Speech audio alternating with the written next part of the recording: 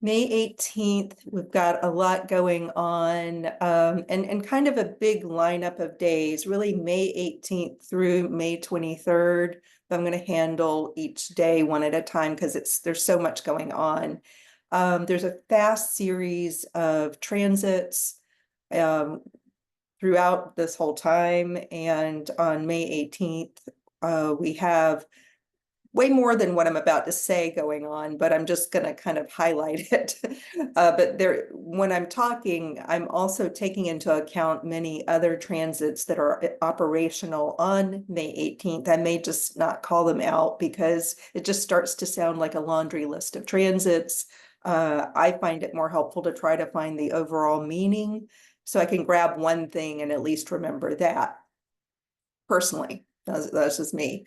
So May 18th, we've got Venus conjunct Uranus and the Sun conjunct Jupiter. All of these are in Taurus, and all of them are working really together. They're not that far apart.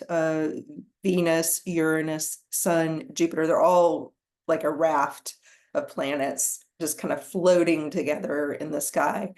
And I will say they're working in harmony with the moon, with Pluto, also Neptune, Saturn. There's just everything's kind of working together right now. And it's a nice, what we call it, like a kite formation. So things sail along, you catch the wind, so to speak. So, if you are trying to fly a kite, you want it to lift off the ground. You're trying to get lift and get something to fly. So think in terms of your own life. Is there a problem you're trying to solve right now that you're trying to get off the ground? Some kind of endeavor, you want it to operate like a kite. With a kite, you want it to do this really cool thing that separates it from every other object around you. If you've got a hammer nearby and a cup and a chair, they're not going to usually lift off the ground and fly, but you've got this kite thing that can just be sitting around like all the other objects. But given the right conditions, you can get this thing to fly. So it's a very cool formation. So think about, what are you trying to get to fly? What do you want to get off the ground? What has seemed stuck that might actually get unstuck? There's a lucky wind, so to speak.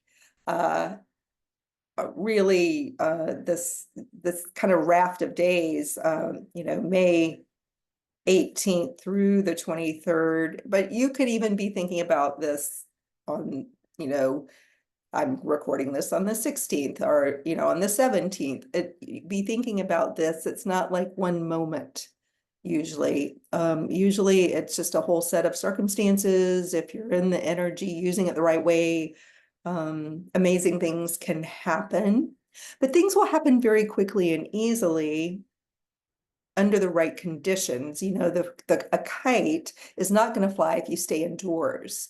A kite is not going to fly if part of it's broken and all the parts aren't working together. So you do need the right conditions that you yourself set up. So you participate in this. And remember, I look at this from the point of view that all of these things are operational inside you. So there's a kite inside of you. There are energies inside of you. All of these planets, the sun, the moon, they represent things inside of you and opportunities, tendencies you have, things that just different aspects of your own personality and what makes you you. What makes you tick are all these different kind of psychological pieces that are inside of you, and a part of your mind, a part of your heart, how your whole system works together. So if we're talking the 18th, Venus, it's the part of you that wants justice, fairness. It's the part of you that will go to bat for those things, for justice and fairness. It's also the part of you that is looking for beauty and beauty, harmony, balance. internally and externally. So it's not the worst time in the world to go shopping for a new look because it is conjunct Uranus. So with respect to justice and fairness, if we go back to that, there's a big shakeup going on globally, actually, but you can really only look at your own inside yourself.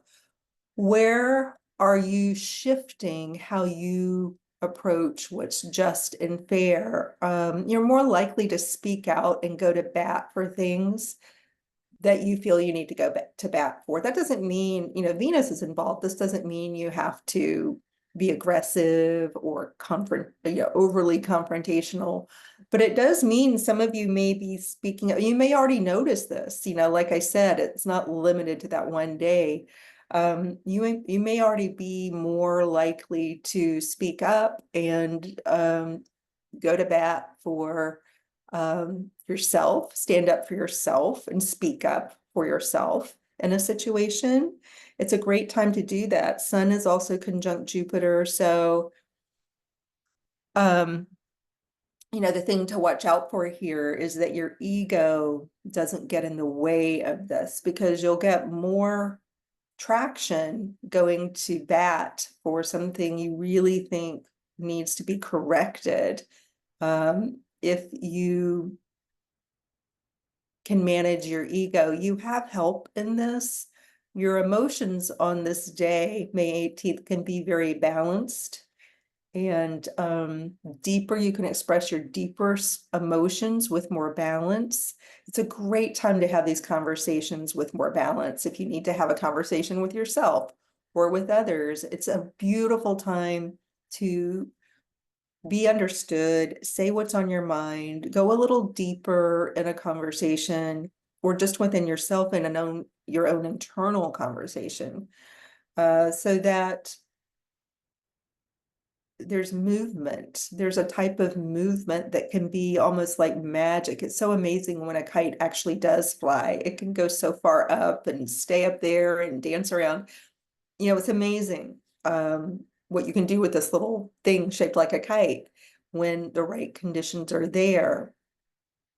So, how do you check your ego? There are a variety of ways. It's not something, if you struggle with this, and everybody does until they learn not to. Most people are not born knowing how to check their ego. Some people are, maybe they've just been in a family or a culture where the ego is more in check, and so they have those skills from their culture. Culture could be as small as a family, but most people do need to work on this over time.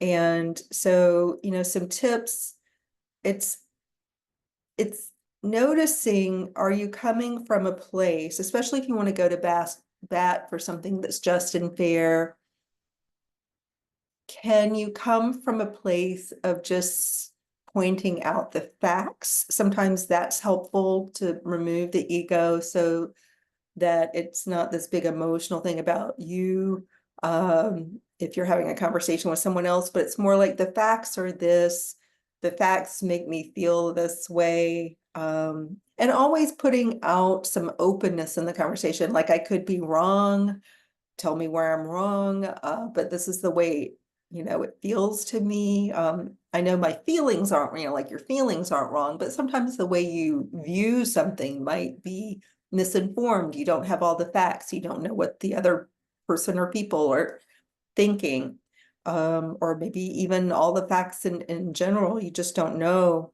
So being willing to remind yourself that you don't know everything, and you may be wrong about how you're seeing something, but you still need to have conversations. You still need to speak up. And this may, again, just be happening inside of you. All of this stuff is actually happening inside of you anyway, even if you are having external conversations or they're external events, it's also happening inside of you. There are schools of thought that say, even if it seems like it's happening outside of you, it's actually happening inside of you. So I think remembering that is also very important, that in terms of your ego, because if all of it's happening inside of you, all the pieces of this, whatever it is in your life, the situation, you know, how might that, if you keep bringing the perspective back to the moon is inside of you, Pluto's inside of you, Jupiter is inside of you. So this Venus is inside of you and Uranus, together with the sun and Jupiter. It's kind of a bigger energy inside of you wanting to do something and change something. There's something you really, really want to change. And there may be several somethings. This is a bigger set of transits. So there may be several somethings that you really, really want to change. You're looking for change. In those moments of big desires to change, you want to be, I talked about this in one of my recent posts, you know, throwing the baby out with the bathwater can be one of the downsides of wanting big change, is being careful that you don't throw away what you actually want and that you want to keep, being careful that you don't just scrap everything and then lose some precious things, precious relationships, connections. You know, if you're too full on, like, you know, in someone's face demanding justice, do you actually lose that person? Maybe it's a person you need to lose, but did you want to lose that person? Or in a group of people, you know, did you want to lose the group? That may not be actually what you want, but how can you also get the change you need, some kind of change that feels like the just, fair, you know, appropriate change? You know,